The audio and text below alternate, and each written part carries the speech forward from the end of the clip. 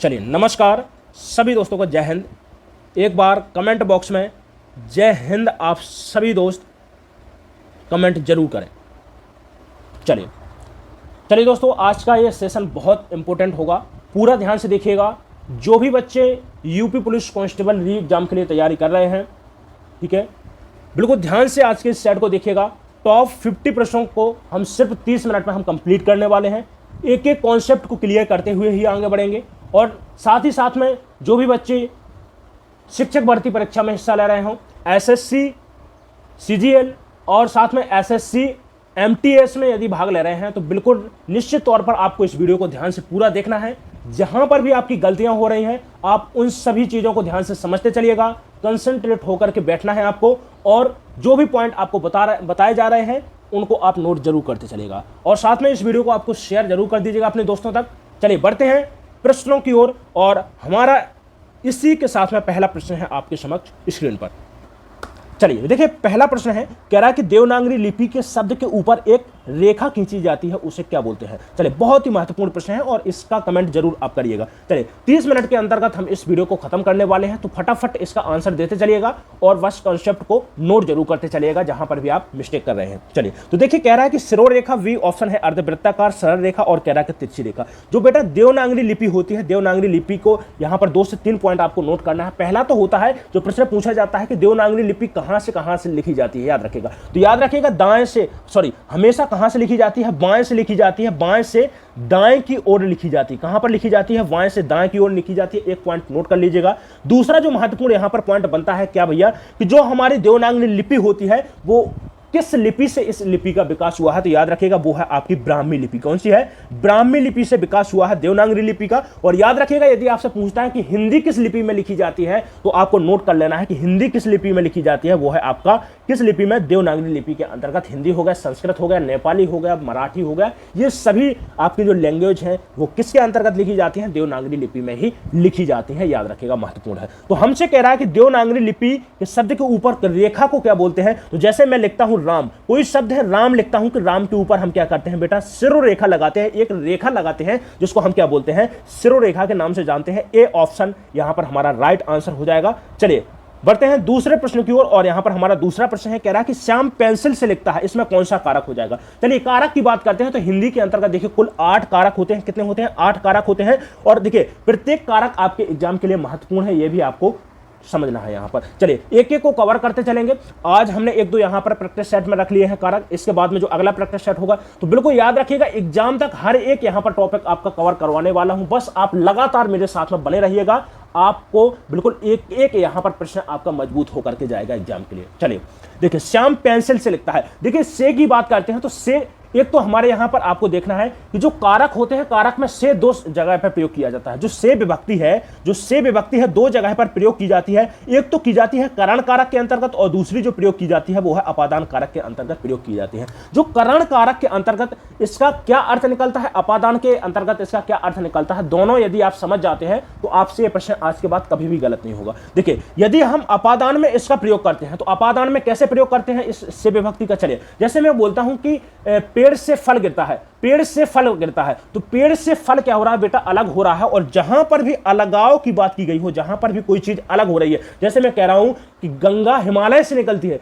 तो गंगा का जो जल है वो क्या है, हिमालय से अलग हो रहा है। लेकिन यदि मैं कहता हूं कि वह हाथ से लिखता है, तो किससे लिखता है, हाथ के द्वारा लिखता है। मैं बोलता हूं कि पेंसिल से लिखता है, तो किसके द्वारा लिखता है, पेंसिल के द्वारा लिख रहा है। तो यदि के द्वारा के अर्थ में यदि से का अर्थ निकलता है, तो वहां पर क्या हो जाएगा, करण कारक होता है। और यदि कहीं पर कोई चीज अलग हो रही है, वस्तु अलग हो रही है, कहीं पर घृणा की जा रही है, मुझे राम से घृणा है, मुझे सीता से घृणा है, ठीक है, याद रखिएगा, क्योंकि हम क्या है, हमारा प्यार ठुकरा दिया है, ठीक है, इसने माधुरी ने हमारा प्यार ठुकरा दिया है। तो प्यार ठुकरा देगी तो क्या हो जाएगा, हमको घृणा हो जाएगी, हम घृणा करते हैं इससे। और जहां पर भी घृणा होती है वहां पर क्या है बेटा, अलग होते हैं, ठीक है। जब भी घृणा होती है किसी से, तो वहां पर क्या होते हैं, एक दूसरे से अलग होते हैं ना। जब हमें कोई लड़की धोखा देती है, तो क्या है, हम उसका मुंह तक देखना नहीं चाहते, क्या हो जाती है, हमको घृणा हो जाती है। और घृणा क्या है, एक अलगाव का ही प्रतीक है। इस कारण से याद रखिएगा, यदि कहीं पर से नहीं दिया गया है लेकिन घृणा वहां पर प्रदर्शित की जा रही है, तो याद रखिएगा वहां पर भी कौन सा कारक माना जाएगा, अपादान कारक माना जाएगा। मैं आपको 0 से लेकर हीरो तक बनाने तक का आपको सफर तय करना है मेरे दोस्त, बस साथ में जरूर बने रहिएगा। चलिए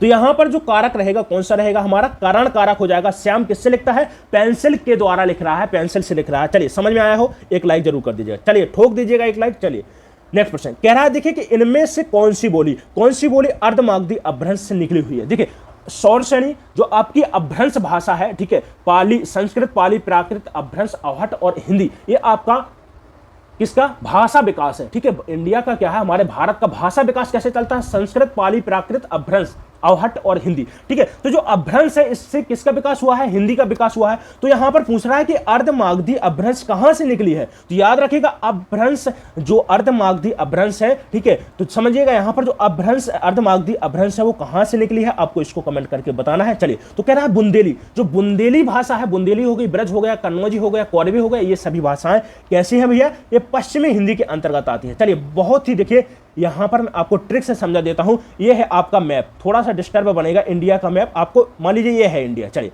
तो आपको यहां पर इंडिया को 3 भागों में बांटना है, पूर्वी, मध्य और पश्चिम। ठीक है, मध्य पूर्वी हो गई, ठीक है, पूर्वी हो गई, मध्य हो गया और पश्चिम हो गया।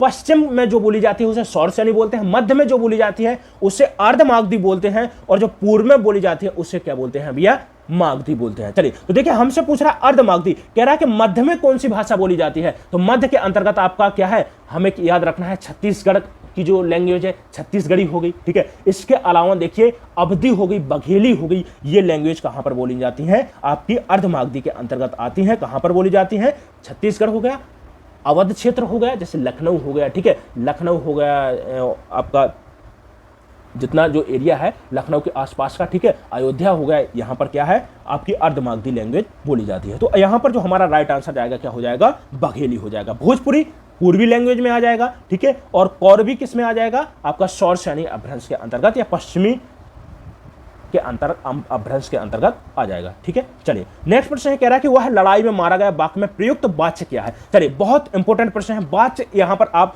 एक चीज यदि आप समझ गए तो आप कभी भी यहां पर वाच्य गलत करने वाले नहीं है। चलिए कैसे समझना है, चलिए देखिए जब भी कर्ता या कर्म का असर आपको क्रिया पर दिखाई दे, जैसे यहां पर हमारा उदाहरण है, कह रहा है कि वह लड़ाई में मारा गया, वह लड़ाई में मारा गया, मैं बोलता कि वह लड़ाई में मारी गई, तो इससे बोध हो रहा है, देखिए क्रिया क्या है, यहां पर मारा गया, इससे बोध हो रहा है कि भैया वाक्य क्या है, पुल्लिंग है। यहां पर जो क्रिया है वो किसमें चल रही है, पुल्लिंग में चल रही है। इसका मतलब है कि वह जो कर्ता है यहां पर वो क्या है, आपका क्या है, पुल्लिंग में है। इसका मतलब है कि जो मारा गया यहां पर क्रिया है वो किसके अनुसार चल रही है, कर्ता के अनुसार चल रही है। किसके अनुसार चल रही है, कर्ता के अनुसार। तो यहां पर जो वाच्य होगा क्या हो जाएगा, कर्तवाच्य हो जाएगा। यदि कर्म के अनुसार चलती, जैसे मैंने चाय पी ली है, मैंने चाय पी ली है, तो किसके अनुसार चल रहा है, चाय पी ली है, ठीक है, पानी पी लिया है, ठीक है, पानी क्या है, पुल्लिंग, और पी लिया है,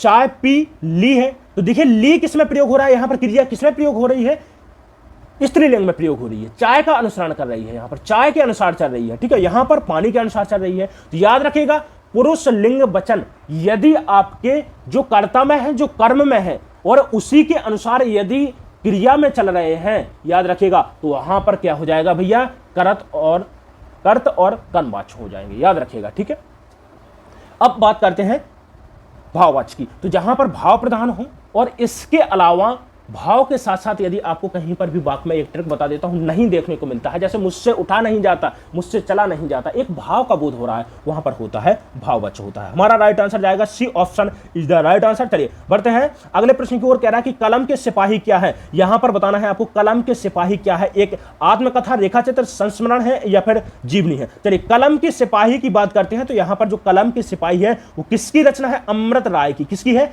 अमृत राय की रचना है। किसके ऊपर लिखी गई है, तो याद रखिएगा किसके ऊपर लिखी गई है, यह भी आपको याद रखना है, प्रेमचंद्र। किसके, प्रेमचंद्र जी की क्या है ये भैया, जीवनी है, याद रखिएगा। किसके ऊपर लिखी गई है, प्रेमचंद्र। दूसरों के जीवन का वर्णन किया जाता है उसको क्या बोलते हैं, जीवनी बोलते हैं। किसके द्वारा लिखी गई, अमृत राय के ऊपर लिखी गई है, बहुत इंपॉर्टेंट है, नोट कर लीजिएगा इसको। चलिए बालू और सरसों, देखिए कंफ्यूज हो जाते हैं यहां पर बच्चे, बहुत ज्यादा कंफ्यूज होते हैं। चलिए बात कर लेते हैं, देखिए बालू और सरसों। चलिए थोड़ा सा आप धैर्य के साथ में रहिएगा, एक एक पॉइंट क्लियर करूंगा, कहीं जाने की आवश्यकता नहीं है, सब यहीं पर आपको सिलेक्शन मिलने वाला है, याद रखिएगा।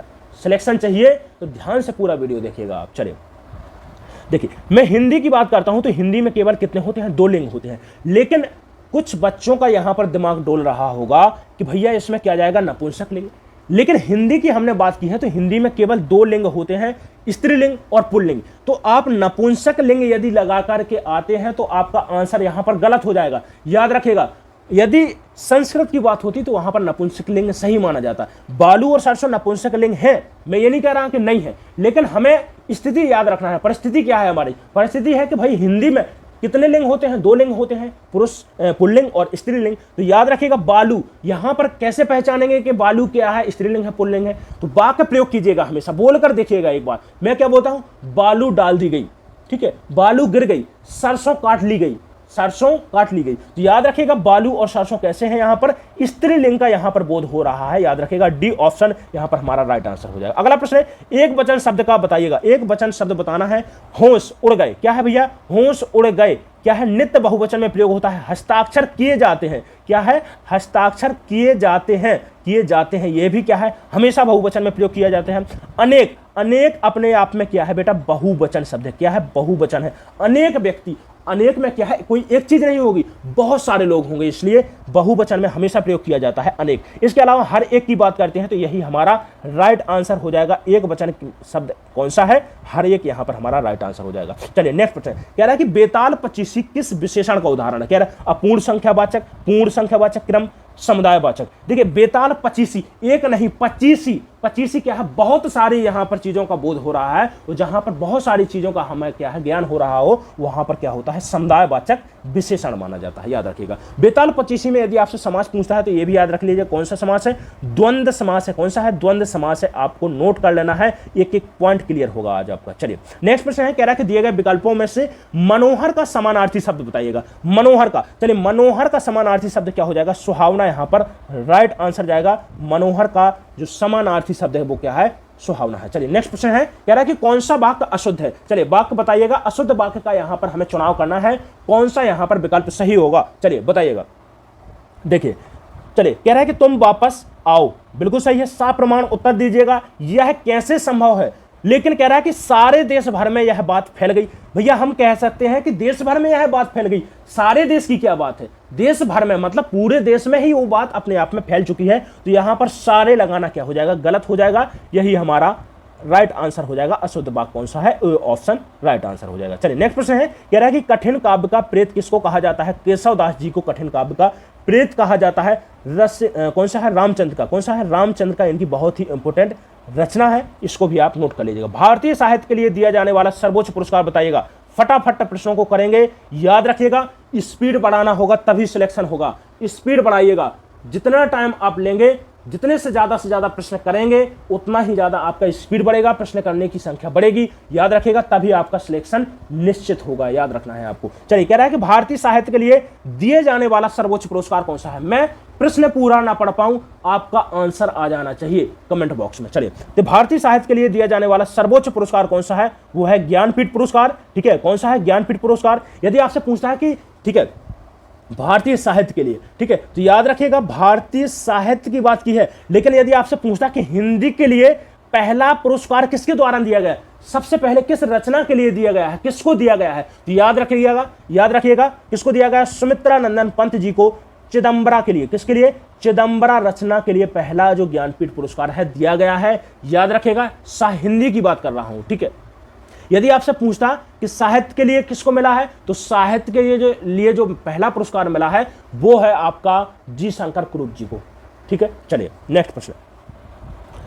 अगला प्रश्न कह रहा है कि छाया है माथे पर आशीर्वाद सा, जहां पर सा, सी, ठीक है, सम, समान, समान, सरिस, यदि इस प्रकार के शब्द आपको देखने को मिलते हैं किसी भी पंक्तियों में, तो वहां पर जो आपको अलंकार लगाना है, कौन सा लगाना है? उपमा अलंकार लगा दीजिएगा। ठीक है, कौन सा अलंकार जाएगा?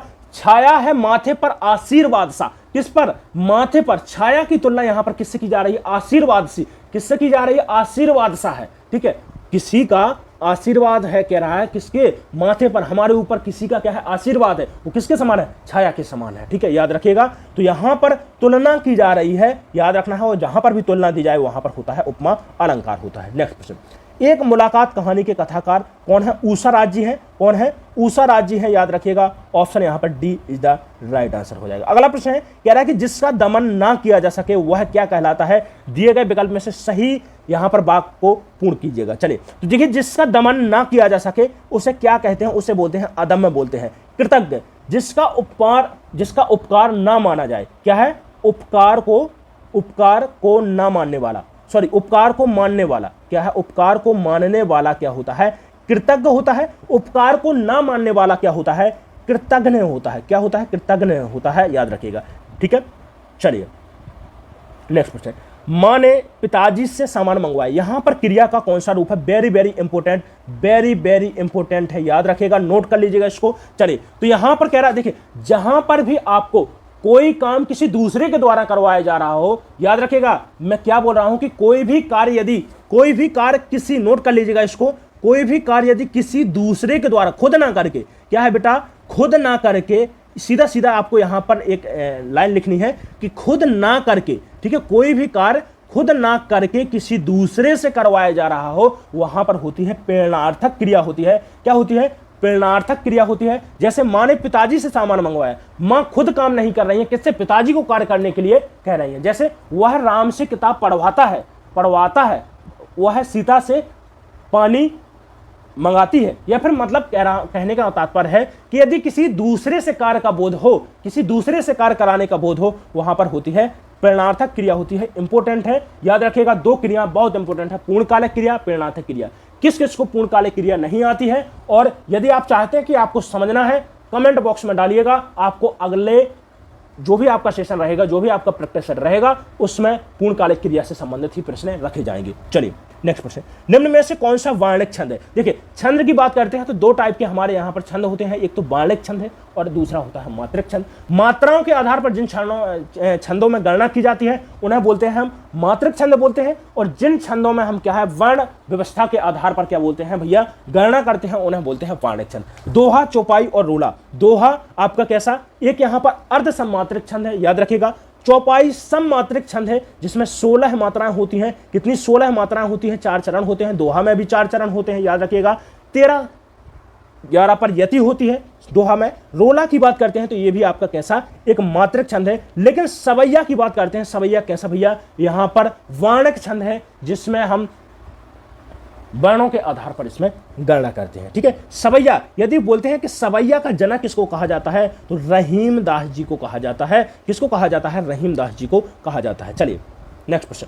चलिए, जो बच्चे टीईटी एग्जाम के लिए यदि ये प्रैक्टिस सेट देख रहे हैं तो बिल्कुल आप ध्यान से देखिएगा। आप सभी के लिए, चाहे वो एसएससी एग्जाम के लिए तैयारी कर रहा हो, यूपी टीईटी, उत्तराखंड टीईटी, ठीक है, इसके अलावा देखिए छत्तीसगढ़ टीईटी हो गया, किसी राज्य से संबंधित यदि आप टीईटी शिक्षक भर्ती परीक्षा में हिस्सा ले रहे हैं तो आप इस वीडियो को ध्यान से देख सकते हैं। हर सभी चीजें देखिए कॉमन है, आपके एग्जाम में भी ये सभी चीजें पूछी जाती हैं। ठीक है, चलिए नेक्स्ट क्वेश्चन। कह रहा है कि प्रयत्न के आधार पर ला किस प्रकार की ध्वनि है? पार्श्विक, उत्क्षिप्त है, प्रकंपित है और संघर्षहीन है। चलिए तो देखिए, ला कैसी है? यहां पर ध्वनि पार्श्विक ध्वनि होती है ला। उच्छिप्त डा और ढा, रा और ढा कैसी होती है? यहां पर उच्छिप्त ध्वनि होती है। प्रकंपी या लुंठित ध्वनि बोलते हैं रा को। किसको बोलते हैं? रा को बोलते हैं। तो यही हमारा ऑप्शन ए यहां पर हमारा राइट आंसर हो जाएगा। पार्श्विक ध्वनि होती है ला। नेक्स्ट क्वेश्चन, दिए गए विकल्पों में से विपिन शब्द का समानार्थी शब्द, विपिन, जंगल, वन, कानन, ये किसके हैं भैया? वन के पर्यायवाची हैं। सी यहां पर हमारा राइट आंसर हो जाएगा। चलिए यहां पर देखिए, एक बहुत ही इंपॉर्टेंट यहां पर ऑप्शन है हमारा अनल। अनल और अनिल, अनिल होता है वायु का पर्यायवाची, और अनल किसका पर्यायवाची होता है? आग का पर्यायवाची होता है। तो दोनों में कंफ्यूज मत होइएगा, ठीक है, बहुत इंपॉर्टेंट है। चलिए नेक्स्ट प्रश्न है, कह रहा है कि बिल्ली शब्द का पुल्लिंग क्या हो जाएगा? बिलाव हो जाएगा। क्या हो जाएगा? बिलाव। बी ऑप्शन यहां पर हमारा सही आंसर हो जाएगा। नेक्स्ट प्रश्न है, कह रहा है कि ब्राह्मी से किस लिपि की उत्पत्ति हुई है? अभी मैंने देखिए आपको ये प्रश्न करवाया है, ठीक है, पहला ही प्रश्न रखा था और यही मैंने आपको यहां पर सभी चीजें बताई थी। चलिए तो देखिए, ब्राह्मी से किस लिपि की उत्पत्ति हुई है? देवनागरी, यहीं पर हमारा राइट आंसर हो जाएगा। चलिए अगला प्रश्न है, कह रहा है कि पथ के साथी और मेरा परिवार और संस्मरण किस साहित्यकार की रचना है? कह रहा है अमृत लाल नागर, महादेवी वर्मा, माखन लाल चतुर्वेदी, हजारी प्रसाद द्विवेदी जी की है। चलिए चलिए तो देखिए ये सभी रचनाएं किसकी हैं, महादेवी वर्मा। ऑप्शन यहां पर बी राइट आंसर हो जाएगा, महादेवी वर्मा की रचना है, आपको नोट कर लेना है, ठीक है। चलिए नेक्स्ट प्रश्न, चलिए अगला प्रश्न है, कह रहा है कि इनमें से कौन सा संधि विच्छेद सही नहीं है। देखिए कह रहा है कि महेश में क्या है, महाधन ईस। जब भी क्या होता है कि आ के साथ में किसी स्वर वर्ण, ठीक है, आ के साथ में यदि ई, छोटी ई, उ यदि वर्ण आपको देखने को मिलते हैं तो वहां पर क्या हो जाता है, ए हो जाता है, याद रखिएगा। तो देखिए जब भी एक मात्रा होती है, ए के साथ में क्या होती है, एक मात्रा, तो वहां पर कौन सी संधि हो जाएगी, गुण संधि। सुरेश गुण हो गया, नागेश गुण हो गया, लेकिन रामधन ईस यहां पर गलत हो जाएगा, क्या हो जाएगा, रमाधन ईस, क्या हो जाएगा, रमाधन ईस होता है, याद रखिएगा। ऑप्शन ए यहां पर हमारा राइट आंसर जाएगा। अगला प्रश्न, पंचवटी निम्नलिखित में से किसकी रचना है। चलिए देखिए पंचवटी, चलिए जयशंकर प्रसाद की बहुत ही इंपोर्टेंट रचना पुरस्कार कहानी, ये पूछा गया है, बहुत इंपोर्टेंट है। इसके अलावा देखिए कामायनी भी है, मैथिली शरण गुप्त यहां पर हमारा राइट आंसर हो जाएगा, ठीक है। रामधारी सिंह दिनकर, उर्वशी हो गया, परशुराम प्रतिज्ञा हो गया, नीम के पत्ते, ये सभी रचना किसकी, रामधारी सिंह दिनकर जी की है। महादेवी वर्मा, यामा, नीरजा, निहार, रश्मि, ये सभी रचना किसकी है, महादेवी वर्मा जी की है। चलिए एक तो करेला, दूसरा आपको यहां पर क्या है, पूरा करना है। चलिए कह रहा है कि एक तो करेला, इस लोकोक्ति को पूर्ण कीजिएगा। चलिए तो एक तो करेला, दूजा पेड़ चढ़ा, क्या हो जाएगा, दूजा पेड़ चढ़ा, बी ऑप्शन के साथ में राइट आंसर हो जाएगा। चलिए अगला प्रश्न कह रहा है कि इलाहाबादी अमरूद मीठे होते हैं, यहां पर क्या विशेषता बताई जा रही है। चलिए तो देखिए इलाहाबादी अमरूद क्या होते हैं, मीठे। इलाहाबादी, मैं कहता हूं कि लखनऊ के आम बड़े मीठे होते हैं। तो देखिए लखनऊ क्या है, यहां पर स्थान का बोध हो रहा है, तो यहां पर किसका वो विशेषता बताई जा रही है, इलाहाबादी की विशेषता बताई जा रही है, यहां पर स्थान की विशेषता बताई जा रही है। चलिए नेक्स्ट प्रश्न, उपमा अलंकार में उप का अर्थ क्या होता है। देखिए उपमा यदि हम विच्छेद करते हैं, उपधन मा, क्या हो जाएगा, उपधन मा। उप का मतलब होता है समीप, ठीक है, समीपता का बोध है, और मां का यहां पर अर्थ होता है मापना, या जैसे बोल सकते हैं हम तौलना, या फिर क्या बोल सकते हैं, तुलना करना। तो क्या है भैया, उपमा अलंकार में क्या होता है, तुलना ही तो की जाती है ना, तो क्या हो जाएगा, समीप यहां पर उप का अर्थ होता है। शुद्ध वर्तनी वाले शब्द का चयन करें। चलिए देखिए कह रहा है सर्वभक्षी, ये भी गलत हो जाएगा, सबरभक्षी भी गलत हो जाएगा, सर्वभक्षी, और डी ऑप्शन हमारा यहां पर सही आंसर हो जाएगा, सर्वभक्षी। चलिए अगला प्रश्न है, जिन शब्दों के अंत में आ आता है, याद रखिएगा, आपसे पूछता है, मैं लिखता हूं राखी, क्या लिखता हूं, राखी। मैं लिखता हूं आनंद, क्या लिखता हूं, आनंद लिखता हूं, ठीक है। मैं लिखता हूं खुशी, ठीक है। मैं लिखता हूं पुण्य। देखिए जो आपका लास्ट वर्ण होता है उससे ही क्या बोलते हैं, उसी के आधार पर अकारांत इकारांत को निर्धारित करते हैं। जैसे राखी में क्या है, बड़ी ई है, तो क्या हो जाएगा, ईकारांत हो जाएगा, क्या हो जाएगा, ईकारांत, ठीक है। आनंद में आ छुपा हुआ है, क्या है, आ छुपा हुआ है लास्ट में, ठीक है, तो क्या हो जाएगा, अकारांत हो जाएगा, क्या हो जाएगा, अकारांत। पुनी में क्या हो जाएगा, इकारांत, ठीक है, ये था ईकारांत, बड़ी ईकारांत, ठीक है, ये हो जाएगा इकारांत। यहीं पर हमारा राइट आंसर हो जाएगा, डी ऑप्शन सही आंसर हो जाएगा। अगला प्रश्न है, कह रहा है कि अनुनासिक व्यंजन कौन से होते हैं। देखिए अनुनासिक व्यंजन क्या होते हैं, थोड़ा सा समझ लीजिएगा।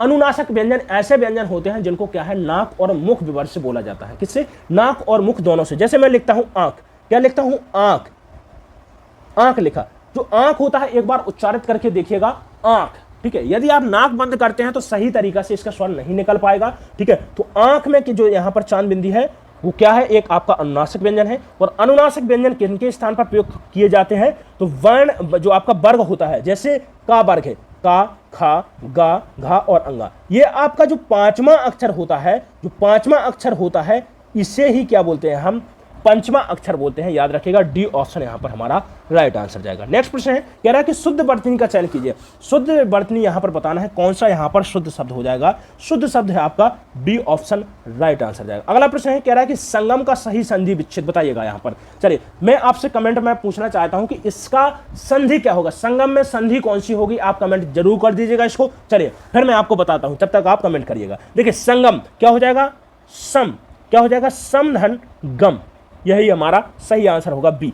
संधि की बात करते हैं तो देखिए जब भी क्या होता है कि मां के साथ में यदि आपको वर्ग का तीसरा अक्षर मिलता है, किसी भी वर्ग का तीसरा अक्षर मिल रहा है तो मां किस में बदल जाता है, मां बदल जाता है आपका किसका बेटा, अनुस्वार में बदल जाता है। किस में बदल जाता है, अनुस्वार में बदल जाता है। तो यहां पर क्या है, किसी व्यंजन वर्ण की, यहां पर किसमें, व्यंजन वर्ण के साथ में मेल हो रहा है तो इसमें कौन सी संधि हो जाएगी, व्यंजन संधि हो जाएगी। याद रखिएगा कौन सी संधि हो जाएगी, व्यंजन संधि। चलिए नेक्स्ट प्रश्न है, त्यागपत्र और दूसरा जो उपन्यास आपको नोट कर लेना है, वेरी वेरी इंपॉर्टेंट है, परख। कौन सा है, परख उपन्यास है। दोनों किसके हैं, जैनेन्द्र के हैं। फणीश्वर नाथ रेणु की बहुत इंपॉर्टेंट रचना है मेला आंचल। क्या है, मेला आंचल। ठीक है, अज्ञेय की रचना, अज्ञेय की जो रचना है आपको याद रख लेना है। पहले बात तो आपको अज्ञेय का पूरा नाम याद रखना है। अज्ञेय का पूरा नाम क्या है बेटा, बताइएगा कमेंट करके। ठीक है, सच्चिदानंद हीरानंद वात्स्यायन अज्ञेय है और यह प्रश्न कई बार एग्जाम्स में पूछा जा चुका है, आपको नोट कर लेना है। ठीक है, चलिए देखिए अज्ञेय की रचना कौन सी है, बावरा अहेरी। ठीक है, प्रेमचंद की रचना मंगलसूत्र बहुत इंपॉर्टेंट है, दो बैलों की जोड़ी हो गई। ठीक है, सातवाहन ठीक है, प्रेमचंद की ये रचना है। ठीक है, याद रखिएगा। अगला प्रश्न, चलिए नेक्स्ट प्रश्न है रस से संबंधित। कह रहा है कि किलक अरे में नेह निहारू इन दांतों पर मोती बारू। क्या है, छोटे बच्चे को वत्सल को देखकर क्या है, मां बहुत प्रसन्न हो रही है। क्या कह रही है, कह रहा है कि जैसे ही किलकारी मारता है बच्चा, क्या है, किलकारी मारता है, ठीक है, हंसता है तो क्या है, नेह निहारू इन दांतों पर मोती बारू, हंसता है तो इन दांतों को देखकर, इसकी हंसी को देखकर बहुत ही मन मोह हो रहा है। इसमें कौन सा अलंकार हो जाएगा, कौन सा रस हो जाएगा, वत्सल। जहां पर क्या है, प्रेम देखकर बच्चों में, ठीक है, बच्चों की जो भाव भंगमा होती है उसको देखकर क्या है, मन में प्रेम जागृत हो, उससे क्या बोलते हैं, वत्सल रस कहा जाता है। ठीक है, चलिए अगला प्रश्न कह रहा है कि निम्न में से तद्भव और तत्सम शब्द का एक अशुद्ध युग्म बताइएगा। कह रहा है सेठ का क्या हो जाएगा, श्रेष्ठी, बिल्कुल सही है। टकसाल का क्या हो जाएगा, टंकशाला। कह रहा है कि कटहल का क्या हो जाएगा, कंठफल, ये भी सही है। लेकिन सुई का क्या होता है, सूची। क्या हो जाएगा, सु छोटी ची होता है, क्या हो जाएगा, सूची हो जाएगा। यही हमारा गलत हो जाएगा, तो यही क्या है, राइट आंसर। अगला प्रश्न कह रहा है कि विलोम शब्दों की दृष्टि से अशुद्ध शब्द युग्म चुनिए। चलिए प्राची, प्रतीची सही है। समास का व्यास, मर्षण का रुक्ष और अनग का निरग, यही क्या हो जाएगा, गलत हो जाएगा। चलिए ये रहे आज के प्रश्न और आप सभी लोगों से रिक्वेस्ट है कमेंट करके जरूर बताइएगा कि आज का ये सेशन कैसा रहा है, कितने प्रश्न आप सही कर पा रहे हैं, कहां पर आप गलतियां कर रहे हैं। बेटा यदि कहीं पर भी आपकी गलतियां हो रही हैं, कॉन्सेप्ट आपको साथ में बता रहा हूं, बिल्कुल क्लियर करते हुए ही आगे बढ़ रहा हूं, जल्दी से जल्दी प्रश्न करवाने की कोशिश कर रहा हूं। ठीक है, तो आपको इतना याद रखना है कि जहां पर भी आपकी गलतियां हो रही हैं, जो कॉन्सेप्ट आपको बताए जा रहे हैं, उस कॉन्सेप्ट को आपको क्या करना है बेटा, कॉपी पेन लेकर के आपको लिखते चलना है। आप एक बार में ही याद रखिएगा, जो चीज़ हम लिखते हैं वो डायरेक्ट माइंड में सेट होती है, आपको इतना याद रखना पड़ेगा, बहुत ही इंपॉर्टेंट है। कहीं पर भी आपका सिलेक्शन नहीं रोकेगा यदि आप मेरी बात मानते हैं तो। बस इस वीडियो को आप थोड़ा सा शेयर कर दीजिएगा, हर बच्चे तक इस वीडियो को भेजिएगा। और एक बात और आपको याद रखना है कि आपने अभी तक चैनल को सब्सक्राइब नहीं किया है तो चैनल को सब्सक्राइब कर दें, साथ में वीडियो को लाइक जरूर कर दीजिएगा। आप सभी से बहुत मैं आशा करता हूं कि आप सभी लोग ऐसा जरूर करेंगे। चलिए मिलते हैं इसके बाद में अगले वीडियो में, तब तक आप मेहनत जरूर करते रहिएगा। जो भी आपको कमी समझ में आ रही है बस आप कमेंट बॉक्स में डाल दीजिएगा, आपकी सभी परेशानी, पढ़ाई से संबंधित जितनी भी परेशानी है दूर जरूर की जाएगी। ठीक है, चलिए मिलते हैं अगली वीडियो में। सभी दोस्तों को नमस्कार।